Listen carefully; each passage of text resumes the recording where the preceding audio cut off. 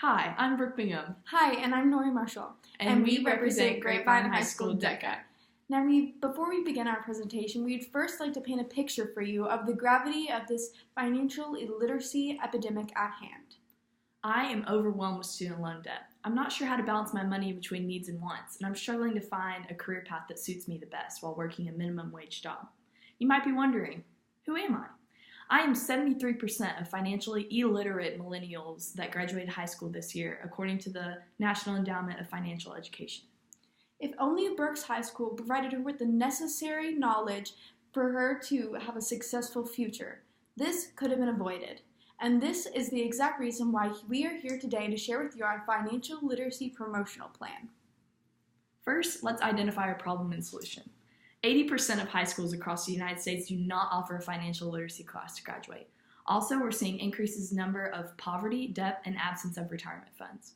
Our solution is to hit the problem at the source at our high school and implement a financial literacy fair, an interactive school-wide event to educate our peers on these necessary skills that they need to fulfill their life goals. Next, when planning an event like this, we have to establish a curriculum. We need our objectives. So we decided to split it up into 6 main categories we think are most important for high school kids to learn for their future. That includes savings and investing, budgeting, credit, making money, consumer awareness, and finally, cost of college. With these objectives in mind, let's look at our mission statement. Our mission statement is as follows: to educate fellow students about financial literacy skills, prepare them for the future, and bring together the businessmen and women of our community. Let's take a look first at Grapevine High School DECA. Our motto for our school and our DECA chapter is unity, which means all 35 clubs and organizations come together and support one another like family. We have a school-run enterprise called The Outpost, which sells school merchandise, and it's student worked, and we've made over $8,000 in revenue, and this is very beneficial considering that we've opened just this past school year. And we are proud to be the 6th largest chapter in Texas. Our purpose for planning this event is we're seeing a lack of education on these financial related subjects. Only 24% of millennials can demonstrate financial literacy skills, and these are skills that they'll use in their everyday lives. Next up is the planning of this event. First, we must establish a target audience. We thought, who better to cater to than our fellow peers? We kind of have the introspect of what we will want to learn and some of the things we think our peers need to learn to better benefit their future in financial literacy. Then our method of distributing information. We wanted this to be available to all students. We had multiple advertising campaigns. We had posters hung up in the hallways and cafeteria. We had the morning announcements where they would say a fun financial literacy fact of the day, followed by a brief description of the event, to kind of spark students' interests. And also we had multiple social media campaigns throughout our Grapevine DECA social media and other social media Grapevine High School related platforms.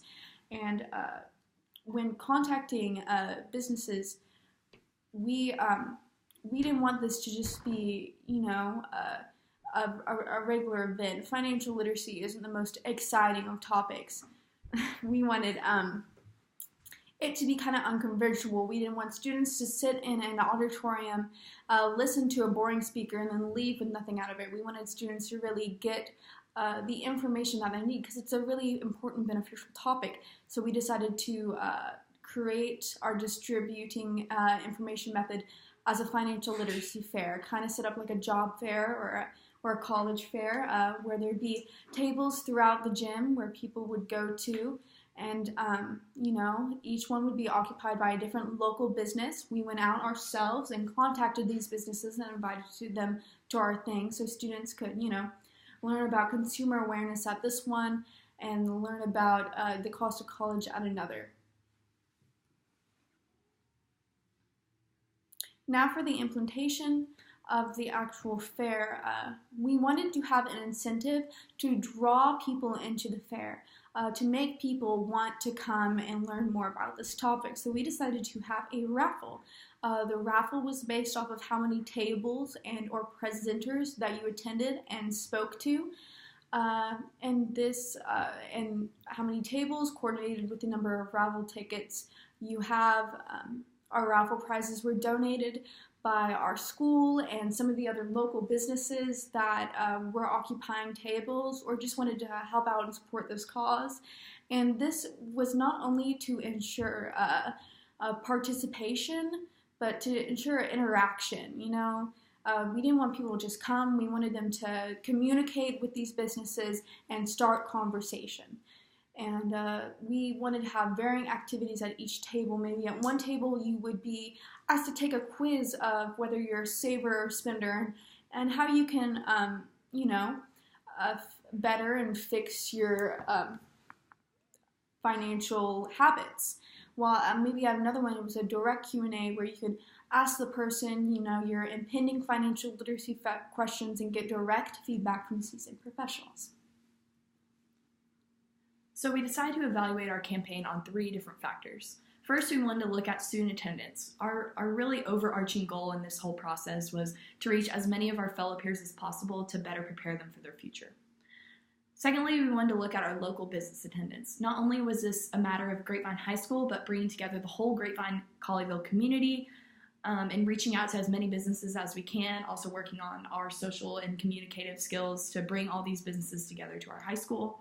And lastly, we conducted a post survey that was sent out the Monday following the Financial Literacy Fair that asked students that attended a few questions about what we could change to better our event, what they liked about it, and if they learned something to really bring together and evaluate the successfulness of our campaign. And with this said, we are very proud to announce we had 617 students attend our event. That's more than 3 times the number we anticipated to come. Continuing our overall success and evaluation of our campaign, we had 21 local businesses help and or occupy tables and presented information in some way. And we had 47 DECA members volunteer to help, run the financial literacy fair, whether it was the raffle booth or, advertising, working the doors, escorting guests down. So, it united our DECA chapter as well. And for the post-survey results, we asked everyone who attended the fair and wrote their information down on their raffle card 3 questions. And the results were shockingly positive. We said 98% said that they enjoyed the financial literacy fair and thought it was well run. 93% said that they learned something beneficial from the financial literacy fair, and 87% said that they would attend a similar event in the future, like the financial literacy fair. Our photos at our event were taken by a yearbook member, Sarah Hinartono. We also involved our leadership group at our school to help make us posters and advertise for this event. So this is really a school spread event that encompassed a lot of different groups, bringing together the unity of our high school. Which brings us to our next topic, our recommendations for the future. First, we want to identify the adversity that we face. Because this event, it went on during the holiday season over the course of our winter break. And so it was hard to keep in touch with business officials, keeping them up to date on when the fair was and getting the most participation we could.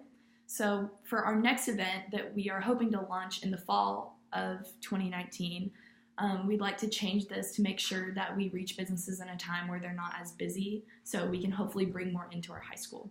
In the next 6 years, our goal is to reach 85% of all GCISD students. We'd like to pass down our campaign to younger DECA members, and they can alter the financial literacy fair to not only encompass financial literacy skills, but also necessary life skills that every adult needs to know in their lives that we are not taught in normal high school classes.